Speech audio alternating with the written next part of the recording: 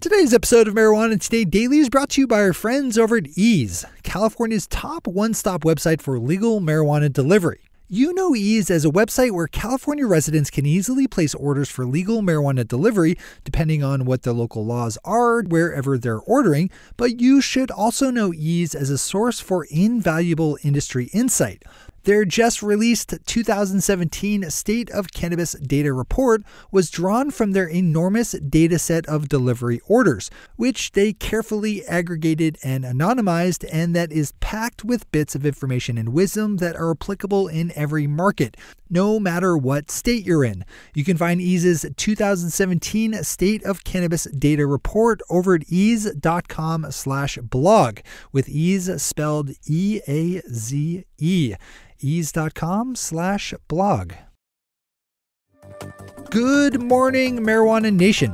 It's Thursday, January 25th, 2018, and you're tuned in to episode 417 of Marijuana Today Daily. I'm your host, Shay Gunther, and I'll be walking you through today's marijuana news and headlines. As always, we have a full and busy day of cannabis news in our hands, so let's jump right into it. Our top story of the day is a massive acquisition deal just announced up in Canada between giant Aurora Cannabis and CanniMed Therapeutics in a deal worth more than $1 billion Canadian.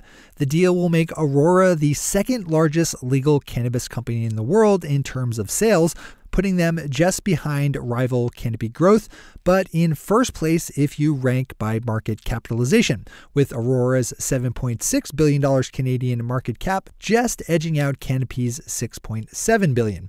Aurora and CanniMed have been engaged in a bit of a soft corporate acquisition dance over the last few weeks, with Aurora pushing a hostile takeover bid that moved CanniMed to embrace a number of so-called poison pills meant to fend off Aurora's advances. But at the end of the day, the price offered got high enough, and now Aurora is better positioned to go even bigger.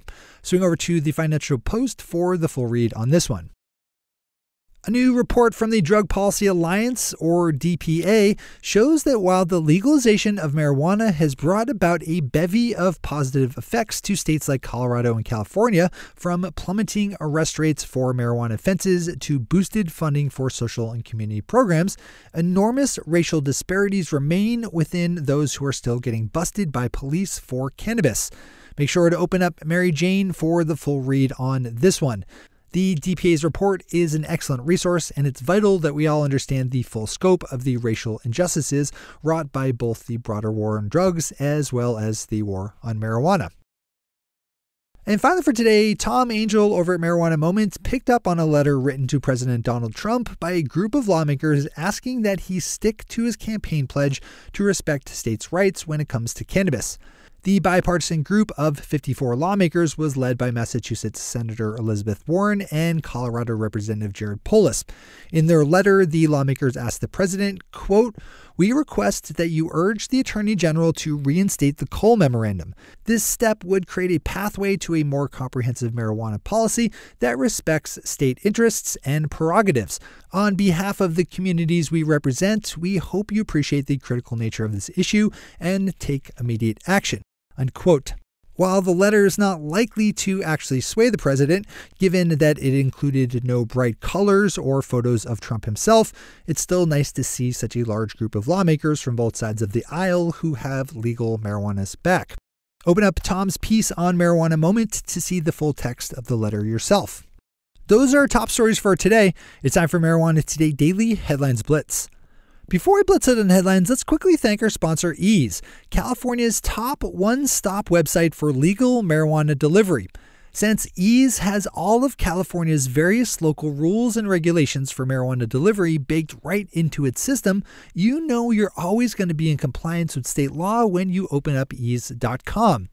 And like I mentioned at the top of the show, ease.com is also where you want to click over to in order to find their just released 2017 State of Cannabis Data Report, which is a must-read resource for anyone either in the industry or anyone looking to get in. To find this new consumer report, you just want to add a /blog to their URL, ease.com/blog. Whether you need to place an order for legal California marijuana or just need to be fully caught up on the state of the industry, you want ease.com, which again is spelled E-A-Z-E, ease.com and ease.com/blog. All right, time for the Blitz.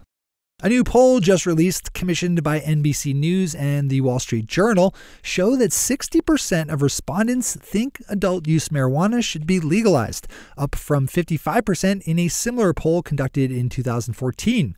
As we generally see with these kinds of polls, support for legalization was higher for Democrats at 73% in favor versus Republicans at just 43%. Older folks were also more inclined to lean towards disapproving of legalization, with just 38% of people 65 and older in favor versus 73% of those ages 18 to 34. The march continues. Yesterday, Massachusetts U.S. Attorney Andrew Lelling clarified his office's position on marijuana prosecutions in a post-Cole memo world even further when he said that his team was more focused on going after opioid-based drugs, which can actually hurt the people who use them. During a meeting with reporters, Lelling said, quote, "As I was pointing out to someone the other day, 2,100 people in Massachusetts were killed by opioid overdoses last year, not marijuana overdoses. So that is where my resources are going right now," unquote. Lelling also said that he would not be meeting with the state's Cannabis Control Commission because they are a regulatory body. The state of Colorado just announced that they would remain a customer of Franwell Inc., the company that developed their seed-to-sale tracking system METRC, now a commercial product available to any state or locality. Under the announced plan, Colorado is contracted to use METRC for another 3 years. Rhode Island Governor Gina Raimondo just released a proposed budget to her state's General Assembly that seeks to expand its 3 licensed medical marijuana dispensaries to 15, while also adding acute pain to their list of qualifying conditions and opening up reciprocity with neighboring Massachusetts and Connecticut to allow their citizens to buy in Rhode Island dispensaries.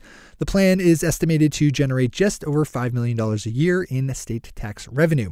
We'll track this one as it makes its way further through the budget-making process.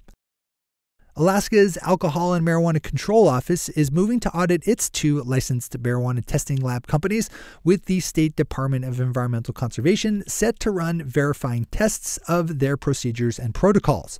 This is an issue we've touched on lots before, with large disparities having popped up in results for the same batches of marijuana sent to Steep Hills, Alaska, and CanTest LLC, the state's 2 licensed labs. This is another one we'll report back on as new news rolls in. Bouncing back up to Canada for a headline, we have medical marijuana company Newsstrike Resources announcing a deal to raise a little over $50 million Canadian from a group of underwriters led by Infor Financial Inc. and Commark Securities Inc. The deal is noteworthy both because of its size, but also because an acquisition of Newsstrike was one of the poison pills planned by CanniMed in our top opening story. As part of Aurora's acquisition, CanniMed's deal with Newsstrike was struck, but Newsstrike shareholders are likely consoling themselves with the $9.5 million Canadian termination fee it took away. And finally for today, some good news out of Washington, D.C. for rational policy making, as Taylor Wyneth, a 24-year-old Donald Trump campaign volunteer and newly anointed Deputy Chief of Staff at the White House Office of National Drug Control Policy, is stepping down from his position by the end of the month. Mr. Wyneth was caught up in a bit of controversy over both his age as well as his stunning lack of accomplishments, which seemed to be limited to his loyalty to President Trump, as well as his ability to stick around as more competent people fled the administration. His world got even more complicated when it surfaced that he might just have lied on his resume. The Washington Post picked up on the story yesterday that Mr. Wyneth is resigning from his job. Those are the headlines and news for the day. I'll be back with you again tomorrow morning with another information-packed episode of Marijuana Today Daily. But in the meantime, if you have any stories to share or feedback to give, zip us an email to headlines@mjtodaydaily.com. And while you're clicking around the interwebs, swing over to our Twitter account at mjtodaydaily and visit our website at mjtodaydaily.com to find links to all the news we cover. Thanks to our sponsor, Ease, and to all of our awesome Patreon listeners for the support that makes this show possible. To join the illustrious ranks of the Patreon listeners yourself, swing over to our website at mjtodaydaily.com and click on that big blue button at the top of the page that says Become a Patron. I'm your host, Shay Gunther. Thanks for tuning in, starting your day with marijuana today. Today.